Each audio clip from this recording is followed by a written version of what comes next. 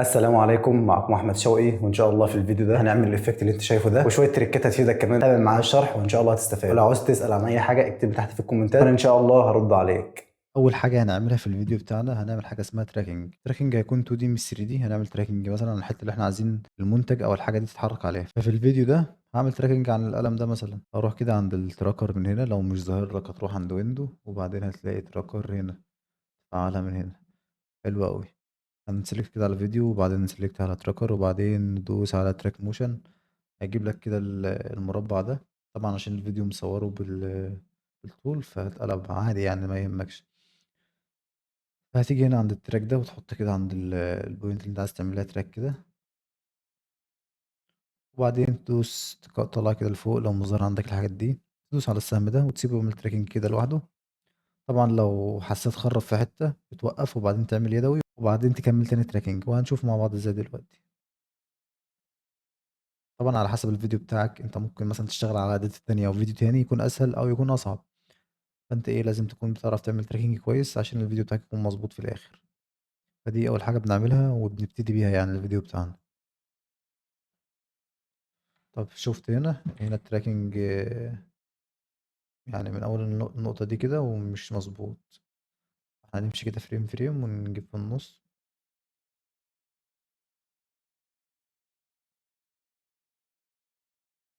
نحاول نخلّي الpoint دي في النُص على طول.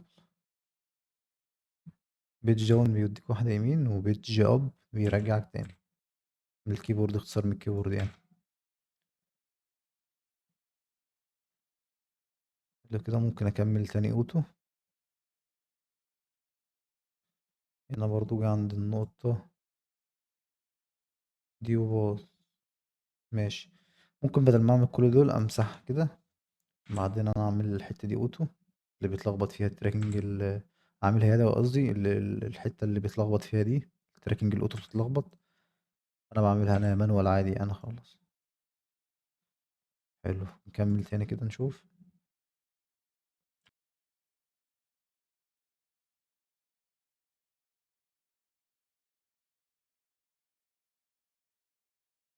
كده خلّصنا الtracking بتاعنا ومضبوط معايا 100%. أرجع تاني هنا أهو زي ما أنا كده وأدوس هنا click يمين وبعدين new وبعدين أدوس على null object. حلو. أسميه tracking 1 مثلًا أو أسميه أي اختصار أنت عايزه يعني. حلو أوي الكلام ده. باروح هنا عند edit target وبعدين أحدد له الnull object اللي إحنا لسه عاملينه عشان تشوف برضه.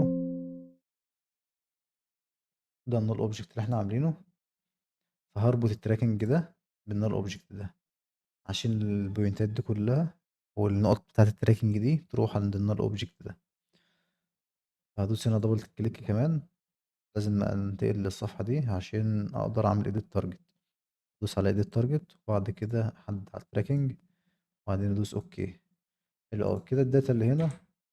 وبعدين ما تنساش تدوس على apply دي وبعدين OK. كده الداتا اللي هنا راحت عند الnull object اللي أنا عامله ده. ولو جيت تشوف كده هتلاقي كله رايح عند الnull object المعمول. كده الnull object بيتحرك معايا في الفيديو كله. هنا ظهرت مشكلة مش في النص، عادي نجيبه في النص كده. هنضيف فولدر كده جديد ونكتب عليه مثلا حرف ال V اختصار لفيديو أو أي حاجة برضه اختصار أنت عايزه. هنضيف الداتا بتاعتنا. طبعا أنا اخترت 6 صور. أنت ممكن تختار 3 4 5 على حسب زي ما أنت عايز يعني ما بتفرقش أي رقم. صور أو فيديوهات طبعا. ماشي أنا مثلا هدوس كده على أول صورة كده وأدوس عليها كليك يمين وبعدين نيو كوم سيلكشن. هيفتح معايا كومبوزيشن كده هسميه برضو كده إيه 1 زي ما هو. وبعدين هسلكت كده هنا دي على الشيب ده واختار راوندد ريكتانجل تولز دي. بدوس عليها دوستين. انا بدوس عليها دوستين ادوس هنا في حته فاضيه وما تعملش سيلكشن على اي رير من دي. دوس دوستين كده هنا هتلاقي عمل لك كده شيب. نزله تحت او خليه فوق مش هتفرق في الاصدار الجديد بتاع افتر افكت. وبعدين تيجي هنا تنزل تحت عند ريكتانجل وبعدين ريكتانجل بس وتلعب في الراوندز دي خليها مثلا اي حاجه انت عايزها ممكن تخليها كده عادي زي ما انت عايز اي شيب انت عايزه ويطلع لك الافكت المناسب ليك يعني. انا شايف اللي كده كويس كده تمام زي الفل قوي. كده عند التراك مات واشد واحط على ايه الشيب بتاعي كده. تمام عشان تشوف برضه اكتر دوس كده على العلامه دي. لك الدنيا شفافه كده تقدر تشوف انت عايز راوند كده ولا لا. عاوز تعدل فيه طبعا تاني بتروح هنا وبعدين تعدل الراوند زي ما انت عايز. حلو أوي كده.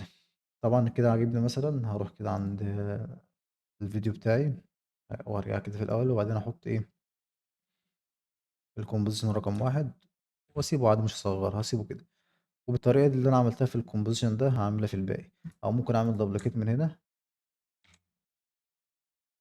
وأعدل برضو اتنين، وبعدين أدوس عليه دوستين وهجيب الصورة رقم اتنين أحطها هنا على طول، وبعدين أعمل ماسك وأمسح الأولانية يعني.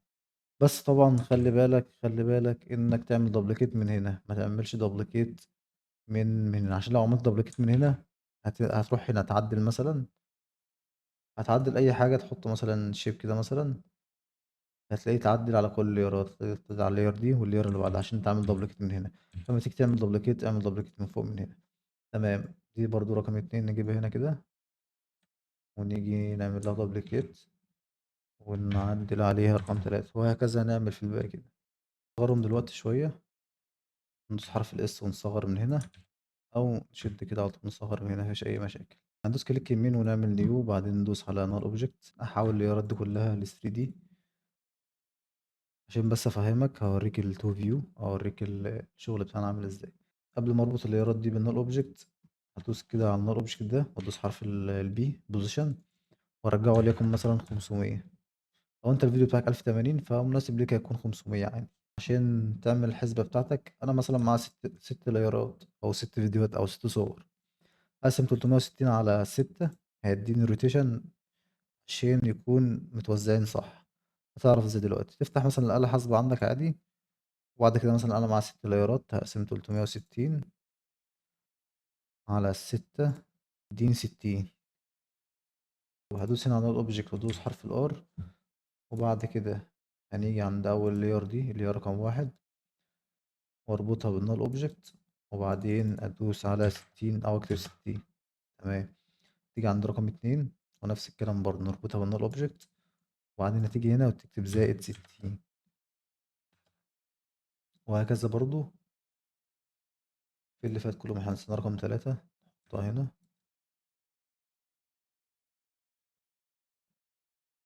نحولها ل 3D ونديها سكيل نفس القيمة للسكيل رقم أربعة ده كله. حلو أوي. نيجي عند رقم تلاتة برضو ونربطها نديها زائد 60، وهكذا في اللي جاي كله يعني. آخر واحدة نربطها على طول من غير ما نعمل روتيشن. كده الفيديوهات بتاعتي كلها مربوطة بالنال أوبجكت، كله تمام، بيديني روتيشن مظبوط، كله تمام. بس طبعا الأحجام كبيرة أوي، فأنا هدوس هنا وأدوس حرف الإس، أو راكبين كده في بعض أو ماسكين في بعض كده على طول، فأنا عايز الفراغات دي تكون إيه بينهم واسعة شوية. هدوس حرف الإس وابتدي إيه أصغر شوية كده لحد ما أشوفها مناسب معايا. مثلا كده أنا حاسس إن هو مناسب وزي الفل، فهنصغر الكلام ده كله، نرفعه لفوق كده شوية، ممكن نرجعه كمان للصفر عشان نتأكد بس كده، وممكن إيه تلعب في الحاجة بتاعتهم كده شوية ونكبر كمان شوية. سكيل، هنسلكت عن الأوبجكت ده ونربطه بالتراكنج بتاعنا. تمام.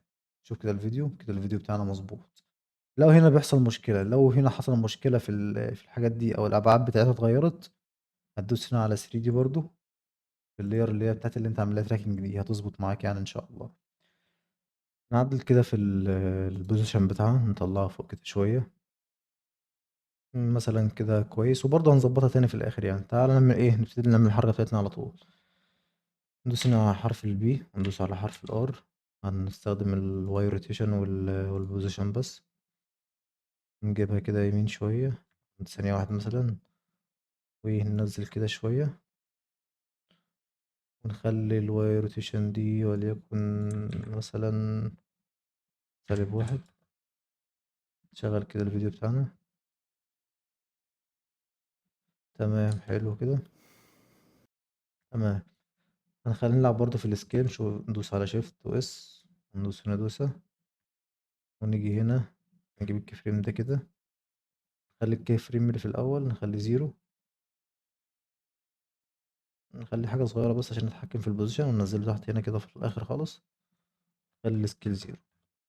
حلو أوي. ندوس حرف اليو عشان يظهر لنا بس الكي فريمات اللي احنا اشتغلنا عليها، وهندوس على F9. نفتح هنا الجراف سبيد أو سبيد جراف، وبعدين نسلكت كده على الجزء ده ونشد عشان نخلي الكيرف ده زي ما انت شايفه كده. الكيرف ده بيقول لك ايه؟ بيقول لك ان هنا بيكون سريع وبعدين بينزل ببطء. يعني بيبقى سريع بياخد السرعة كلها هنا في النقطة دي، وبعدين بيبقى في الآخر بطيء زي ما انت شايف كده. تمام. كده احنا ظبطنا الحركة الأولانية وشايفها عجباني مثلا. نبتدي بقى نعمل ايه؟ الحركة التانية اللي هي بيعمل مع حركة الإيد. طبعا نخلي الكلام ده كله شفاف، بس مش دلوقتي يعني. اه عادي ممكن نعمله دلوقتي أو خليه في الخطوة الأخيرة عشان ساعات بيحصل لاج كده لو حطينا هنا افكتات. نيجي هنا كده يمين شوية، مثلا بيبتدي يحرك من الحتة دي. هندوس بس نشتغل بس على الروتيشن من هنا، وعمل كده ايده وقفت لحد هنا مثلا. أو ممكن نكمل شوية يمين شوية. هنا ايه؟ هنزود لفة. هنكتب هنا بلاش لفة كاملة، خليها مثلا نص لفة اللي هي 180 مثلا، أو أي رقم أنت شايفه مناسب ليك يعني، على حسب الصور برضه. الصور بتفرق طبعا. وطبعا هنلعب برضه في الجرافيك سبيد ده، خليه نفس ده، بدل ما أفضل أعمل كده كل مرة زي ده. في بلجن اسمها اي سكوبي، هتلاقيني سايب لك اللينك والحاجات كلها في انستجرام في البايو هناك. نروح هنا عند البوزيشن ده وناخد كوبي، ندوس هنا على ايز. نشوف كده الفيديو بتاعنا عامل ازاي. حلو الكلام ده أوي. عايز ابطأ شوية اشدها يمين، عايز اسرع اشدها شمال. انا عايز ابطأ شوية اجيبها كده على اليمين. تمام. هيبتدي يعمل الحركة التانية من هنا، فادوس برضو على كي فريم روتيشن، وبعدين هاجي لحد هنا مثلا وازود كمان 180، ونشغل الفيديو بتاعنا برضو. نسلكت عليهم كده، والفاليو ده محفوظ. هندوس على ايز على طول، مش هناخد كوبي كمان. نعمل الاوت بقى على طول. هنعمل الاوت ازاي؟ نفس الطريقة دي بالظبط، بس هنسلكت كده على الكي فريمات دي كلها، كنترول سي،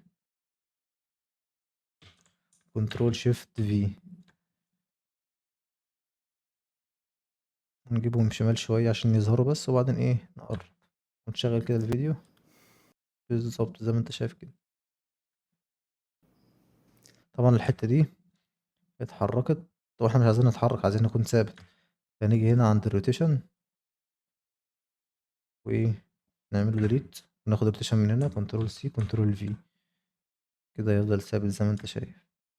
عشان الروتيشن اللي احنا خدناه كوبي واخدينه من هنا، فهنا غير هنا مختلف، فبالتالي اتحرك في الحتة دي واحنا عايزينه ثابت ما يتحركش. تمام. نشوف برضو السبيد جراف بتاعهم.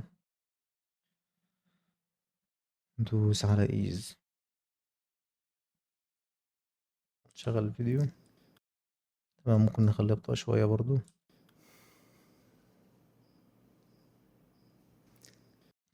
كده انا شايف اللي هو مناسب جدا. نبتدي بقى نعمل افكتات. الحركة هنا عجبتني خلاص. انا ممكن مثلا اخلي الكلام ده كله في كومبوزيشن لوحده، عشان لو حطيت اي افكتات مبوظش معايا الدنيا يعني. هدوس على بري كومبوزيشن واتاكد ان انا دايس هنا على العلامة دي، او عامل تشيك بوينت على كده المربع ده. دوس اوكي. احط افكت ديب جلو، ندي كده جلو للحاجات بتاعتنا دي. تمام كده انا شايف اللي كده كويس. عايزين يكون في ستروك كده حوالين العناصر بتاعتنا دي، فاحنا كنا المفروض نعملها في الاول في الكومبوزيشن بتاعنا، عشان لو عملنا كده كليك يمين وبعدين نير ستايل وستروك تكون باينه كده اللي هي فلات، مش هيظبط معانا. فاحنا هنيجي على الفيديوهات بتاعتنا كده، نروح عند مثلا اول كومبوزيشن كده، ندوس هنا كنترول دي، ننزلها تحت، وبعد كده هتفعل الستروك كده. بس هنجرب مثلا لون ازرق مثلا او اي لون من الباك جراوند كده، ونظهر اللير بالشكل ده. وبعدين نصغره شويتين تلاتة،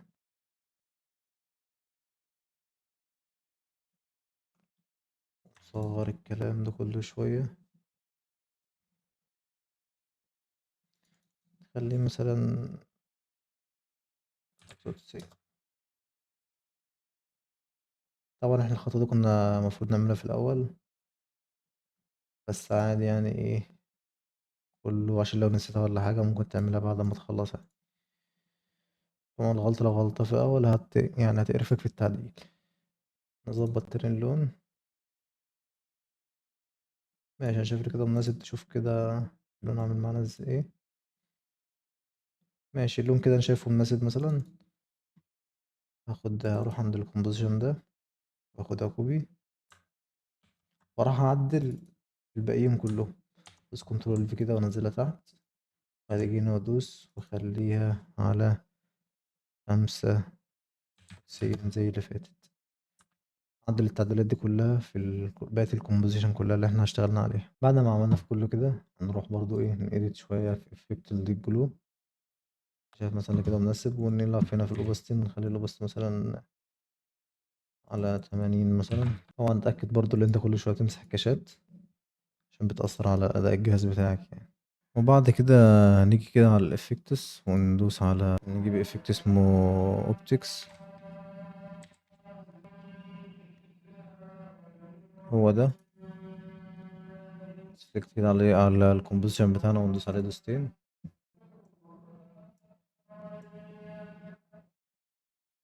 الافكت كده بتاعنا شوية ممكن نزوده حسب ما انت عايز يعني. تمام، الافكت اللي بعده اسمه ده مش عارف اقرأ اسمه. هو ده، ندوس عليه برضه دوستين وكده احطه هنا.